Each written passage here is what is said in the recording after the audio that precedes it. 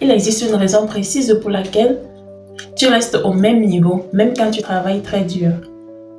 Même quand tu es motivé, même quand tu te promets que cette fois-ci, ce sera différent. Et cette raison n'a rien à voir avec ton intelligence. Elle est plutôt structurelle, invisible et tu la répètes sans t'en rendre compte. Si tu la comprends aujourd'hui, ta relation avec l'argent va définitivement changer. Parce que ton problème n'est pas que tu manques d'argent.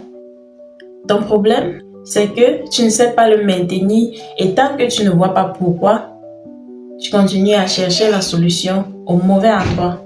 Tu crois peut-être que le fait d'avoir plus d'argent créerait plus de stabilité en toi.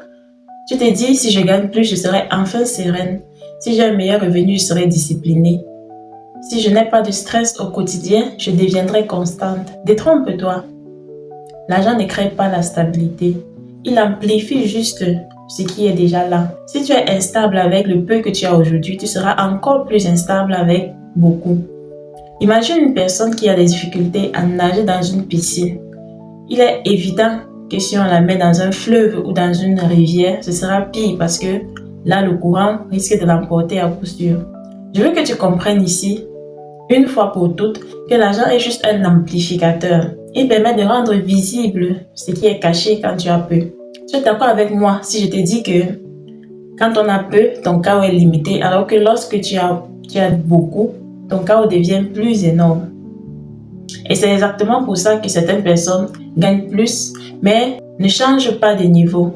Elles n'augmentent pas leur stabilité, elles augmentent seulement leur volume. Pose-toi cette question honnêtement.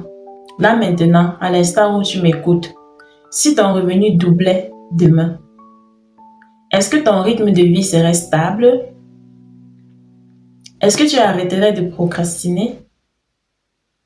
Est-ce que tu prendrais de meilleures décisions?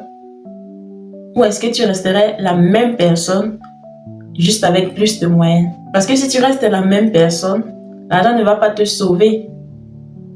Au contraire, il va même accélérer la trajectoire que tu suis déjà et risque de te conduire à ta perte plus rapidement que tu ne peux l'imaginer.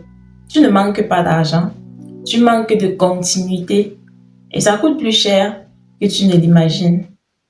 Ça te coûte tes projets abandonnés, ça te coûte des mois perdus à tourner en rond, ça te coûte ta confiance en toi et surtout, ça te donne cette sensation insupportable de potentiel gaspillé. Chaque fois que tu t'arrêtes, tu perds l'élan et recréer cet élan demande une énergie énorme que tu n'auras bientôt plus.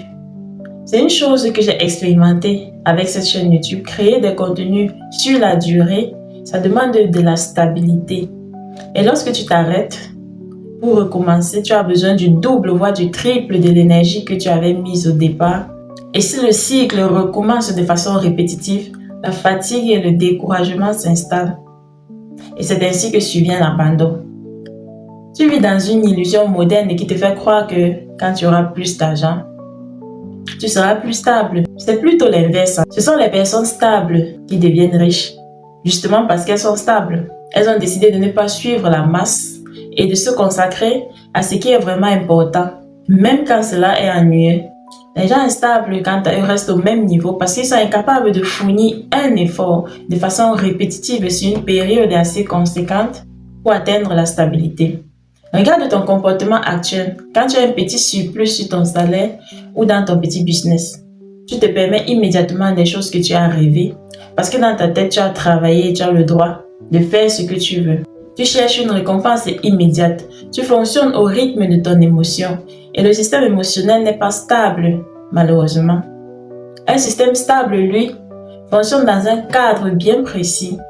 Les personnes stables ne se demandent pas « est-ce que j'en ai envie ?» Elles se demandent plutôt « est-ce que cela est prévu ?» Ton instabilité n'est pas une faiblesse morale, c'est un mécanisme. Tu vis dans un monde qui récompense la nouveauté. Ton cerveau adore cela parce que la nouveauté déclenche un pic de dopamine qui te donne une sensation agréable mais très dangereuse. La sensation que tu progresses alors que tu ne progresses pas dans la réalité. Tu as l'impression d'avancer alors que tu stagnes ou encore tu changes seulement de direction dans un cercle. C'est cela même qu'on appelle courir en rond. Tu vas transpirer, tu seras essoufflé, tu auras l'impression d'avoir fait un effort immense, mais En fin de compte, ton point de départ est toujours ton point d'arrivée. Repose-toi cette question. Si tes revenus doublaient demain, est-ce que ta vie serait stable? Puis, retrouve-moi dans la prochaine vidéo pour aborder les piliers même de la stabilité. On est ensemble.